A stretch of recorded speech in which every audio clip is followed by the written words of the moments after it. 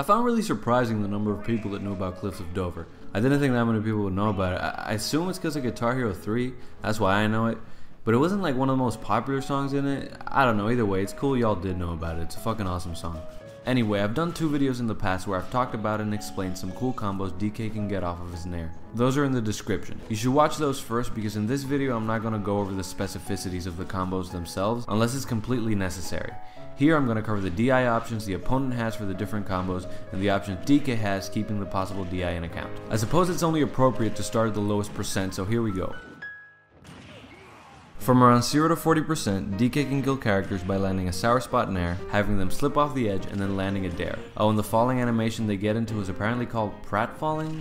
Never heard that name in my fucking life. Anyway, for this combo, DI is basically useless in the later thresholds. The Pratfall will give them a momentum away from the stage that is almost uncontrollable. You can try to DI away maybe, but DK is still gonna get you with little effort. At around 0% though, you could try to DI in, and if the DK is a bit late, it could actually work, but it isn't a fail-safe. If the DK does it right, you're still dying. For this, fall speed is quite important. Your DI as you fall is much more effective if you're a slow faller. If you're a fast faller, it's basically non-existent. The next combo I talked about percent-wise was the Nair to punch combo, which works in the damages right before the opponent goes into tumble. Since it puts them in the whole landing hit stun and doesn't really send them too far, this is totally not DIable. No matter what the opponent does, whether he DIs up, down, or away, he's gonna get punched in the fucking face. So the best option would be to DI in, because that way you got more chance of living. This is pretty cool, because like, if DK gets the Nair near the edge, and he's got some rage in him, and the punch charge obviously, his opponent will die no matter what he does, and at a pretty early percent, even for DK. Now let's get into what can actually be effectively DI'd out of. We now get into the thresholds in which the opponent goes into tumble from the Nair. When this begins to happen, DK can't get the punch because the opponent has the chance to tech.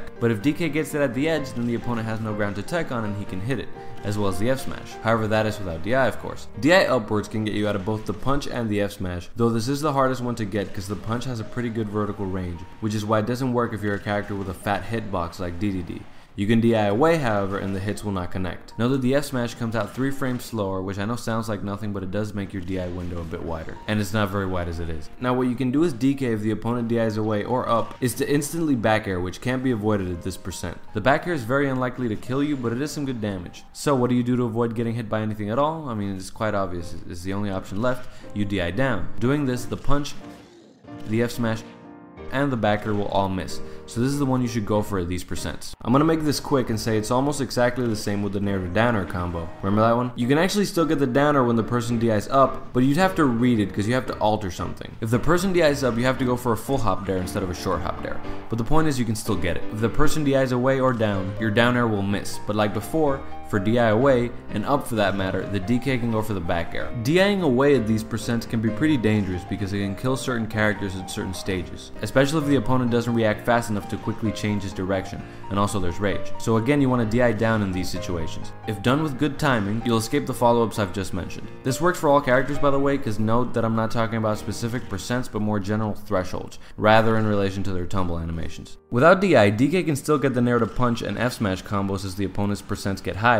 now even when they're on the stage because they won't normally land on the ground to tech and the moves can combo. Let's talk specifically about that situation when they're on the stage, because if they're at the edge it's the same percents as the down air combo. If you bring DI into the mix, a lot of options occur for both players here. All DI options, meaning up, down, and away, can get you out of the F smash and the punch. Up and away are the easiest. To dodge it with DI down means you gotta do it and then tech, which needs some godlike reaction time. So what can DK do to cover the options? Doing back air will cover both DI away and DI up. You usually can't get it with DI down, including if the opponent doesn't even tech because the hitbox is just too high to hit the falling animation. It works only on really fat characters like Bowser and DDD, and they also could just tech it. You do have a more reliable option for DI down in this situation though, and that is an instant turnaround grab, like this. If you do this, you'll grab every single character DIing down before they hit the ground and are able to tech. Remember though, this is in the thresholds in which the punch could combo. But this grab is really situational, because if they DI away or up, they fly away too quickly and you'll miss the grab, so it's exclusively for DI down. Another option is to go for the dash grab, which works for DI away and for DI down most of the time, except in the earliest percents of the threshold, where a lot of characters fall too fast to be dash grabbed. There are tons of options for both characters, so it's hard for me to say which one is the best for DK. Honestly, if I have that punch charge, I throw it, I don't give a fuck. But I guess the best thing is dash grab. You'll get DI away, which is the most likely thing for an opponent to go for, or just to press randomly, and you'll get DI down most of the time. Back air is good, but DK can probably get a ding dong kill at these percents if he gets the grab. So grab is just always better, because grab is just OP with DK. As we keep going up in the percents, I told you the DK can get back air to kill. Now as you've seen, DK can get back air in a lot of different percents. In the earlier ones you can DI down to get away, but there is a certain point the opponent's percentage gets to in which the DI down won't let you avoid the hit, meaning no matter what the opponent does, they're gonna get hit by a back air after the Nair. For this, I would suggest just no DI and wait to see what the DK will do. In these percents, all I can really do is back air, so once you get hit by that, you DI in. As the percents get higher, the option that becomes available is DI away, and that can create quite the precarious situation for the opponent, because if they're not sure about the percent and try to DI away, but the DK can actually still get the back air, they're aiding and abetting their own death. Like for real, even if you have the most godlike reaction, and you got caught DIing away while you got hit by that back air, and you're near the edge of the stage, you're dead. Like it doesn't matter if you try to like change his direction, you're dead.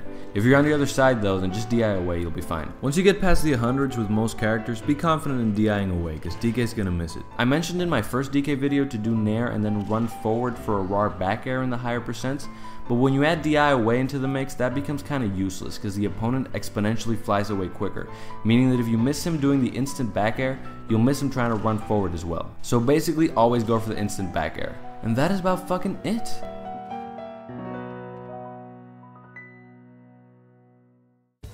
Now I wanted to say something here at the end. Like I said in my first video, this move is pretty hard to land in a real match. The opponent has a lot of time to see something coming and a lot of defensive options. Now everything is possible in Smash, but this is definitely something you shouldn't be going for all the time.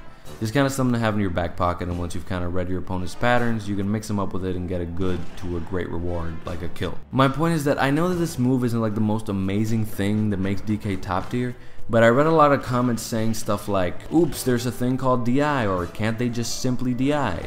And I mean, no?